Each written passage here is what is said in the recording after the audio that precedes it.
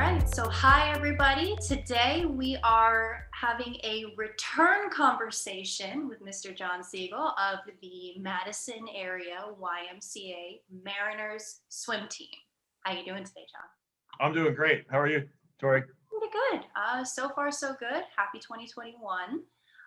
Today we are going to be talking about something really cool, something really special. The team is building a pool. You guys are in the middle of a project. It has been coming along beautifully so far. So we really want to get into the history of how this came to be, some of the triumphs and challenges, and then of course, where you're going from here and anything else you want to share with me. So I guess the first place to start is, how did this project even get going? Well, thanks for having me, by the way. And there's nothing I like talking more about than pools. So I was at the Madison YMCA from 96 to 2004. The team had about 200 swimmers at that period of time. We actually got fairly decent, and we just ran out of capacity to get bigger, get better, and grow. So from what I understand, in the late 60s, Madison YMCA swimming in particular, but Madison High School as well, was very strong. And they started talking about building a pool, right, in the late 70s. And it was mostly kids coming up with the idea. But as kids got older, a lot of them stayed in town and are master swimmers in the area. And they still felt like the Madison area Y needs a pool because we had that typical 4-lane YMCA pool.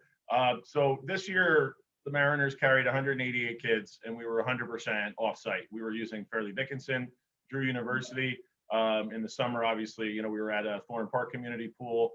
This summer, with COVID and all that, the community partners like Fish and Game and the Pingree School and Drew University really stepped up to keep us going. However, we want to be home, and the Madison area YMCA Mariners really haven't had a home. So in about 1998, we started talking about what we were going to call Plan 2000. And Plan 2000 was a 5-phase plan where we build a pool, do major expansions to our workout facilities and whatnot.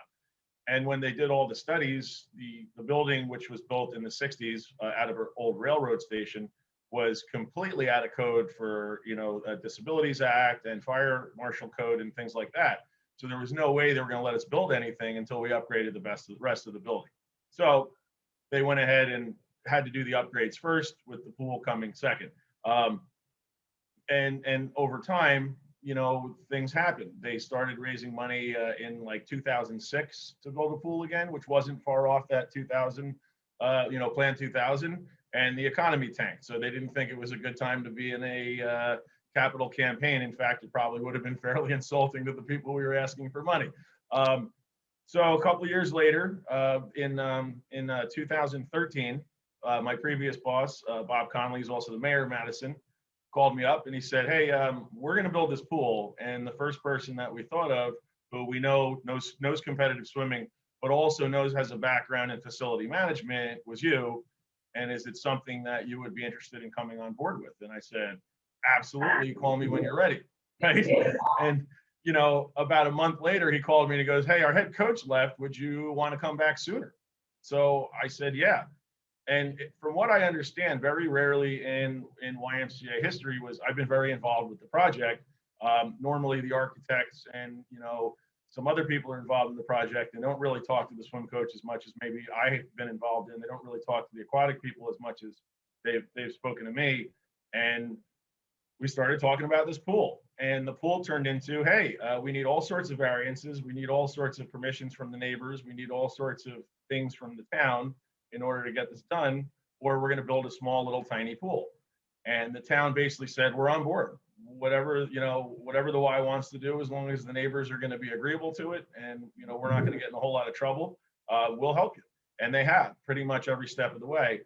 They made the variations to the point where instead of building an 8-lane pool, we're building an 8-lane pool, a full-size gym, which can be split into a double gym, a new entranceway, more parking, and we're going to become one of the premier YMCAs in New Jersey.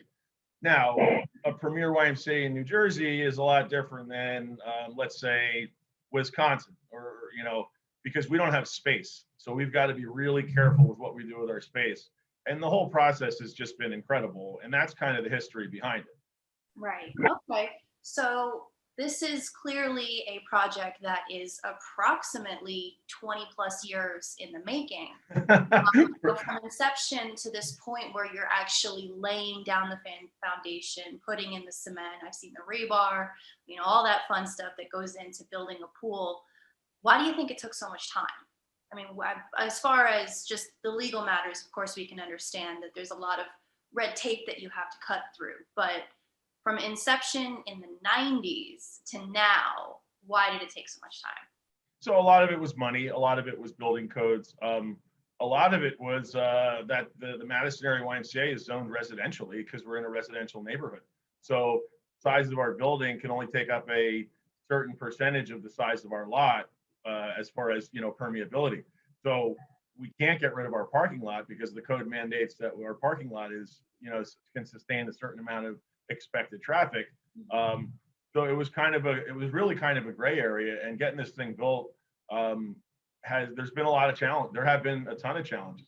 I'll give you an example. The biggest challenge we faced is once the zoning board approved, and once the plans went in, and once we were ready to break ground, and we had a opening groundbreaking ceremony, the soil got tested that we were digging out, and we wound up digging out about 1,000 dump trucks worth of soil. The soil had particulates in it that the EPA didn't like, so we had to truck all this soil. We're 11 feet below grade, so the way the building's built, in order for our height to be okay in the residential area, the pool deck is going to be 11 feet below ground. So we filled these 1,000 dump trucks over about 2.5, 3 months time, and we drove them to a warehouse in Pennsylvania where they can be dried and the particulates removed before it gets reused as clean fill. So it was a huge challenge. It cost upwards of $800,000 to $1 million, and it cut our timeline by about 3 to 4 months. Wow. Okay, so that's just talking about digging out the space to begin the process of building. That's not even talking about the process of building itself. Right. So when was your groundbreaking ceremony? When did this actually start? So the groundbreaking was in October of 19, and we spent about a month scratching our heads figuring out what to do with the soil after that.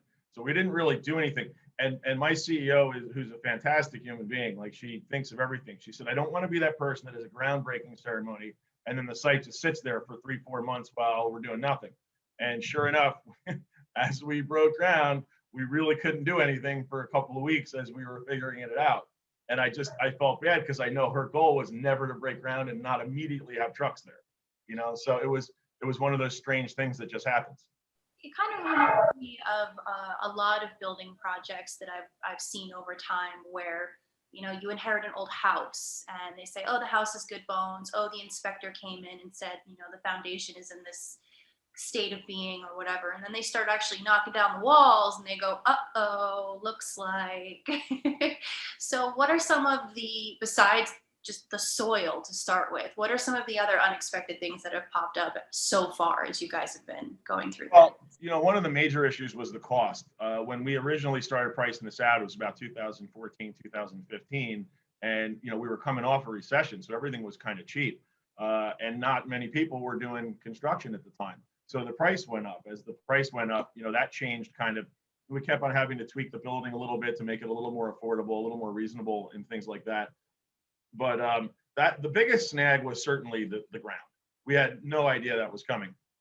The other things were for different reasons, structural integrities and whatnot. Some of the changes we're making, like, for example, our old gymnasium is going to be turned into a multi-purpose space, and that's going to look very different than we had originally planned. And the other thing was, on top of the new gymnasium, we were going to have some different spaces above that to multi-purpose space, some office space, a boardroom, things like that. And the height restrictions that we wound up having and the money issues, the top end costs that we wound up having were we had to nix that extra space.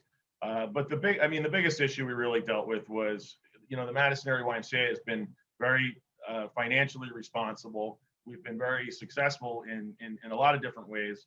And all of a sudden this pandemic hits and our income over the last year was cut in half, and it would have been cut a lot more, except for many of our donors have been just exceptionally generous with us, understanding that, we have a problem just staying open. and we transferred, like our priorities we transferred into becoming a food bank within a month of everything shutting down. We started doing critical care for, not critical care, I'm sorry, it's, care for working people, essential workers, children, and things. So everything we were doing completely shifted, and our model, which was working very well, of having income and extra stuff to put towards this big project we're doing, sort of ceased financially. So everything changed. It became non-essential construction, so they shut us down for a little while. So the whole thing's just been incredibly interesting. Yeah, I imagine that you have not seen the last of the interesting new things that are going to pop up before this is finally finished. So as of right now, you broke down ground in October 2019. It is currently early February 2021. Where are you at? What still needs to be completed? And how long right now are you projected to take to the finish line? So the finish line should be around July 1st. It would have been a 12 to 18 month process.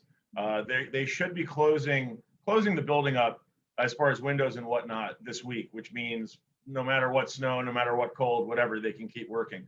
The last I was in there was last week. Colorado Timing came out and did a freezing cold site walk with us, and we kind of picked where everything was going and whatnot. And it was freezing, but the plaster work had been done. Obviously not the finish work.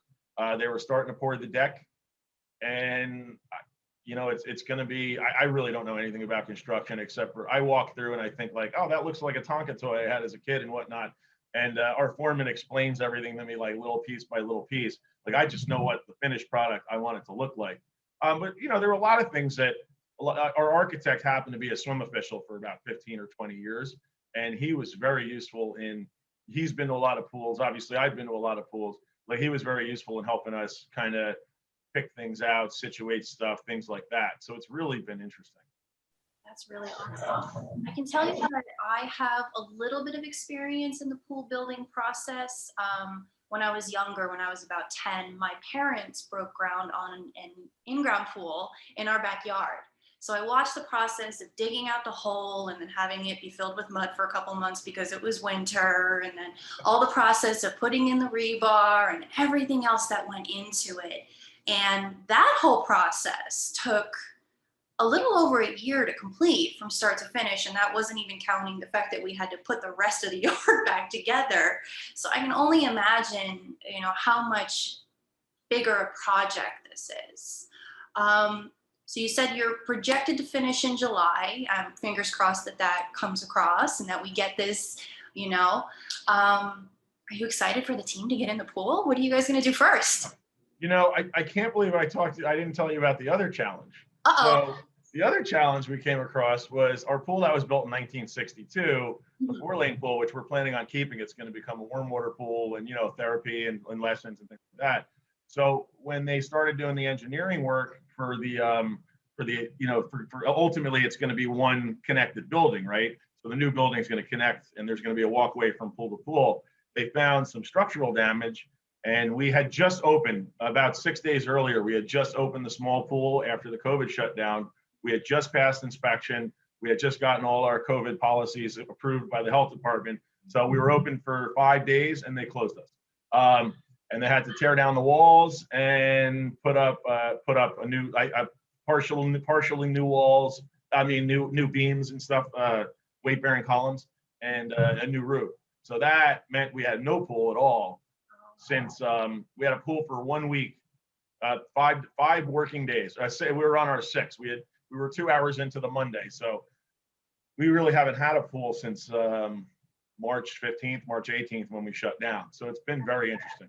Yeah, it sounds like you guys have been doing literally everything within your power to find water, come all the craziness that we've experienced in the last couple of years, especially since March 2020. And the real downside to it is not, so much competitive, but, we haven't taught a swim lesson in almost a year.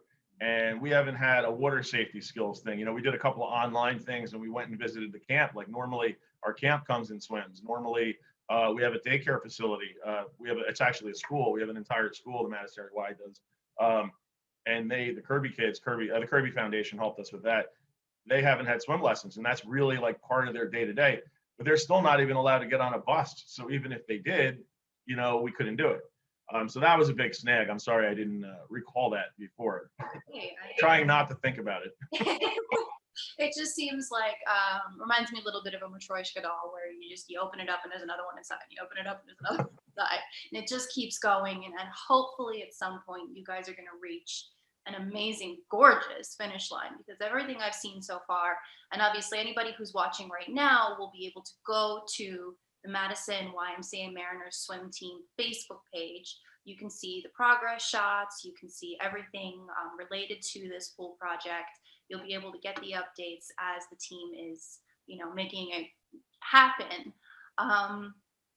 Is there anything else that you want to tell me about this project? Is there anything else that you can think of?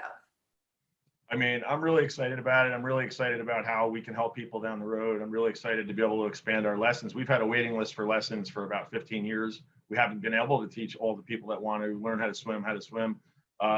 We've been able to maintain the numbers on the team thanks to our community partners that have been giving us pool time, and that's worked out. We haven't had enough water aerobics. We haven't had enough therapy. We're gonna be able to do so much more. Our goals are to add an element of a Paralympic team, or a Special Olympic team as well. We're actually going to try something that New Jersey, I don't really know exists, as a homeschool program. For kids that it'll count as their gym class, but they can be part of a competitive team as their gym class. So, I mean, there's so many things that we're going to be able to do that's just going to serve people in such new and different ways that we haven't been able to in the past, particularly the therapy. I mean, most of the people that need therapy, our pool's too cold. We've always had the joke, like, our pools, everyone says our pool's either too hot or too cold, so we know it's perfect, right? But for real, I mean, people that have like arthritis and muscular skeletal issues, they weren't able to use our old pool because it was too cold for them. And people that really wanted to swim at a high level, they couldn't use our pool because it was too hot for them. So to be able to find that balance is going to be so great for our community. And just being the pool space and the in-water time. I mean, I know from the experience of doing this interview series and having been in the swim world for many years myself, the number one common denominator, the biggest problem everybody has, is finding water, is having the pool space and having the time. And then, of course, having a pool that fits those needs, because learn to swim, the babies, the children, the elderly, and anybody who needs therapy versus those high-level competitive swimmers, you're going to be able to offer both sides. And that is right. Going to be an absolutely incredible thing for everybody who's able to take advantage of that. So on behalf of everybody who will be able to take advantage of that, thank you for taking on this project, because this is a big deal. And I hope nothing but the best for the remainder of this project to go as well as possible. Thank you. Yeah, no, thank you. And we're really excited to be able to serve, and grow and expand and have fun too. There's not enough fun in aquatics anymore. I want to do scuba dive classes. We want to do everything. Absolutely. Yeah. And I hope you guys get the opportunity to. It sounds like you will, and sooner than we think, which is an amazing thing to look forward to for this summer. It really is. Best of luck with all of that. And thank you so much for joining me again. I hope we have an opportunity to have a chat another time down the road. I'm sure I'll see you at our pool at some point. Absolutely.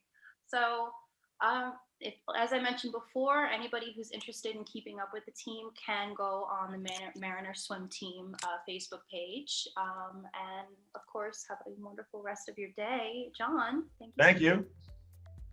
You too. I'll talk to you soon. Okay.